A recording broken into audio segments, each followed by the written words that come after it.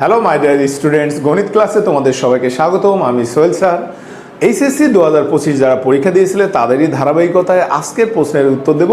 আজকের প্রশ্নটা আমাদের স্থিতিবিদ্যা থেকে আসছে এবং বরাবরই স্থিতিবিদ্যা থেকে একটা, গতিবিদ্যা থেকে একটা আসে। সেখানে আমাদের গতিবিদ্যা থেকে দুইটা আসছে। আমি গতিবিদ্যার দুইটা প্রশ্নের প্রথম প্রশ্নের উত্তরটা আমি আজকে দিব। তো দেখো, আমাদের প্রথম প্রশ্নটা হিউজ পরিমাণে একটা রচনা। স্টুডেন্ট এই রচনা পড়তে গিয়েই তারা আর উত্তর দেওয়ার সময় পায় না। তা সেই প্রশ্নের দেখো, রচনা যত বড় তার উত্তর সারসংক্ষেপ তত ছোট। সেই সারসংক্ষেপটা আমি তোমাদেরকে দিব, অর্থাৎ তোমাদের সলিউশনটা দিব। তা সলিউশনটা কি দেখো, আমাদের এখানে 1 নম্বর দৃশ্যকল্প বলছে 60 কিলোমিটার বেগে একটি বাস সোজা পূর্ব দিকে যাওয়ার সময় একজন যাত্রী দেখলো যে বাতাস পূর্ব দিক হতে উত্তর পূর্ব দিক হতে এখানে বাতাস উত্তর পূর্ব দিক হতে এত কিলোমিটার বেগে প্রবাহিত হচ্ছে। অর্থাৎ বাস যাত্রীর কাছে মনে হচ্ছে যে বাতাসটা উত্তর পূর্ব দিক দিকে প্রবাহিত হচ্ছে। 2 নম্বর বলছে দুটি মোটরসাইকেল সমান্তরাল পথে যথাক্রমে U1 U2 আদি বেগে এবং AB ত্বরণে চলতে লাগলো। এরা একই সাথে সমান্তরালে ওই জায়গায় অর্থাৎ গন্তব্যস্থলে পৌঁছালো। পরের প্রশ্ন কি, আমাদের এই দৃশ্যকল্পের দুইটার ক নম্বর প্রশ্ন বলছে 20 মিটার পার সেকেন্ড বেগে ঊর্ধ্বগামী একটি ক্যাপ বেলুন হতে এক খণ্ড পাথর ফেলা হলো। পাথর খণ্ডটি 15 সেকেন্ডে ভূমিতে পতিত হলো। কত উঁচু হতে পাথর ফেলা হলো? কত উঁচু হতে পাথর ফেলা হলো? মাই ডিয়ার স্টুডেন্টস, আমার কাছে ক্যালকুলেটর নেই। আমি শুধুমাত্র তোমাদের এটার সলিউশনটা কোথায় আসে সেটা আমি তোমাদেরকে শেষ করে দিচ্ছি। তো দেখো, আমাদের এখানে ক নম্বর প্রশ্নের অ্যান্সার বলা হচ্ছে ঊর্ধ্বগামী, অর্থাৎ ভূমি থেকে এইচ উচ্চতায় কোনো বস্তু যদি এইচ উচ্চতা থেকে কোনো বস্তুকে যদি আমরা উপর থেকে নিচে ফেলি তাহলে তার ফর্মুলা কি? তার ফর্মুলা হলো H = -UT plus half into GT square. তো আমরা সবাই খেয়াল করে দেখি, দেখো এখানে আমাদের ইউ এর মান অর্থাৎ আদিবেগের মানটা দেওয়া আছে, টাইম টি এর মান 15 দেওয়া আছে, হাফ জি মানে 9.8 আর টি মানে হচ্ছে 15 স্কোয়ার। তো তোমরা ক্যালকুলেশন করে এটার অ্যান্সার করে ফেলতে পারবা। এটা ছিল আমাদের ক এর অ্যান্সার, সরাসরি উত্তর দেখো ক এর, এটাই আমাদের 2 মান। খ নম্বর কি বলছে, দৃশ্যকল্প 1 এর আলোকে বাতাসের প্রকৃত বেগ নির্ণয় করো। তা আমাদের দেখো বলা হচ্ছে একটা বাস সোজা পূর্ব দিকে। তাহলে আমরা একটু নোট করে নিই, এটাকে যদি আমরা পশ্চিম ধরি, এটাকে আমরা উত্তর ধরবো, এটাকে নর্থ, এটাকে সাউথ ধরলাম। ওকে, তাহলে আমাদের বলছে 60 কিলোমিটার বেগে একটি বাস সোজা পূর্ব দিকে যাওয়ার সময়, তাহলে বাসটির বেগ কোনটা? এই দিকে। অর্থাৎ এখানে আমরা যদি V1 সমান ধরে নিই 60 কিলোমিটার পার আওয়ার।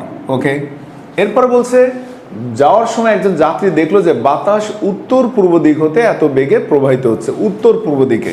তাহলে এই হলো উত্তর, এটা হলো পূর্ব। তার মানে উত্তর পূর্ব দিকে মানে কি 45 ডিগ্রি অ্যাঙ্গেল করে বাতাসটা সেদিকে প্রবাহিত হচ্ছে।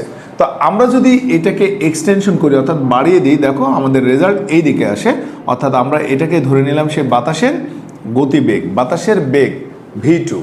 এখন আমাদের এখানে বলছে প্রশ্নটা দৃশ্যকল্প 1 এর আলোকে বাতাসের প্রকৃত বেগ নির্ণয় করো।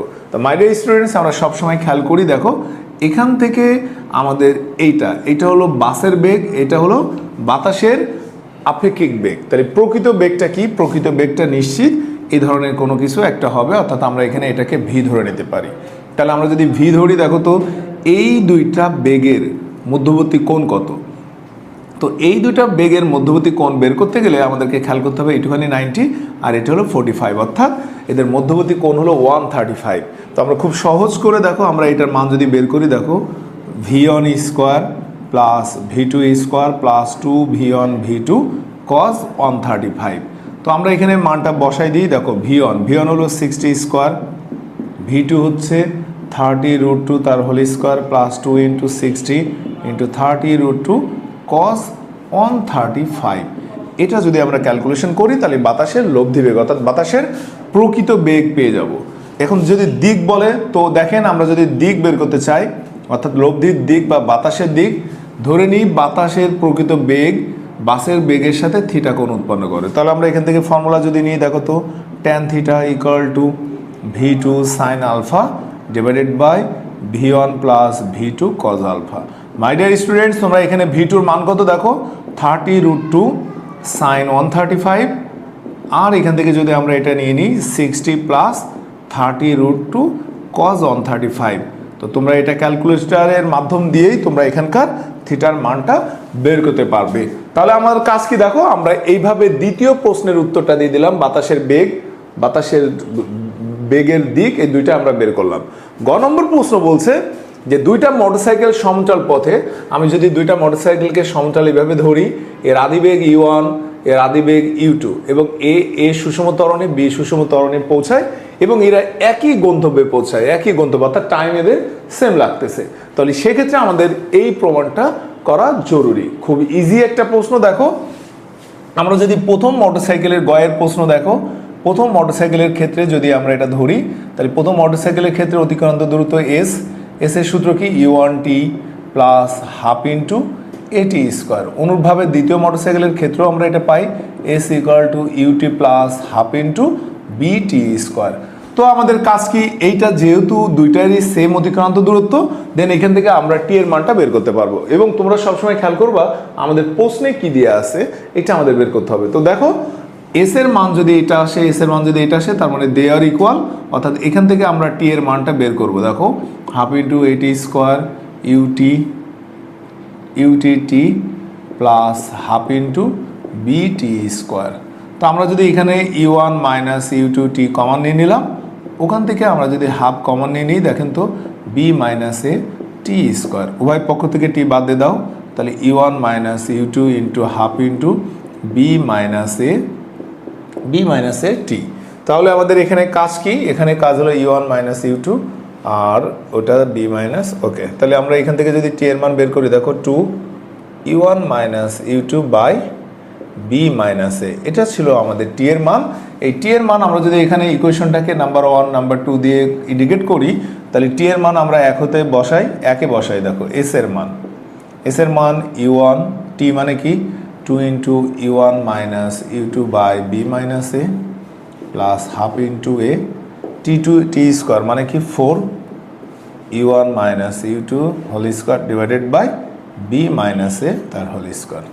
তো মাই ডিয়ার স্টুডেন্ট, আমি যদি এইটাকে দেখো, এইটা আর এটা দুইটা ভগ্নাংশ দেওয়া আছে, আমি যদি এখানে লসাগু করি, আমি ভেঙে করতেছি, দেখো বি মাইনাস এ হোল স্কোয়ার, তাহলে বি মাইনাস এ চলে যায়, তাহলে আমাদের এখানে কি থাকছে বি মাইনাস এ u1 into 2 u1 minus u2 plus এখান থেকে বি মাইনাস এ চলে যায়। এরপরে আমাদের এখানে দেখো 2 কাটা, অর্থাৎ 2a u1 মাইনাস u2 তার হোল স্কোয়ার, ওকে। তো আমাদের এখানে কাজ কি, আমরা যদি এটাকে লিখে ফেলি a minus b whole square is equal to, একটু ভালো করে খেয়াল করে দেখেন, এখান থেকে যদি আমরা 2 u1 মাইনাস u2 কমন নিয়ে নিই, তাহলে আমাদের থাকছে কি u1b মাইনাস u1a প্লাস এখান থেকে আমাদের থাকছে u1a মাইনাস u2a। তো আমাদের u1 u2 কেটে যায়, তাহলে আমাদের থাকছে কি দেখো a minus b whole square is equal to 2 u1 minus u2 u1b minus u2a। তো মাই ডিয়ার স্টুডেন্টস, আমরা সবাই খেয়াল করে দেখে আমাদের সেই কাঙ্ক্ষিত ফলাফল, অর্থাৎ এখান থেকে এইটা প্রমাণ যে আমরা করতে পারি, সেই প্রমাণটা তোমাদেরকে আমি আজকে দেখালাম। এভাবে আমরা আমাদের সপ্তম অর্থাৎ এইচএসসি 2025-এর ঢাকা বোর্ডের দ্বিতীয় পত্রের সপ্তম প্রশ্নের অ্যান্সার দিলাম। তো সবাই ভালো থাকবেন, সুস্থ থাকবেন, দেখা হবে আগামী ক্লাসে আগামী কোনো প্রশ্ন নিয়ে। সবাই ভালো থাকেন।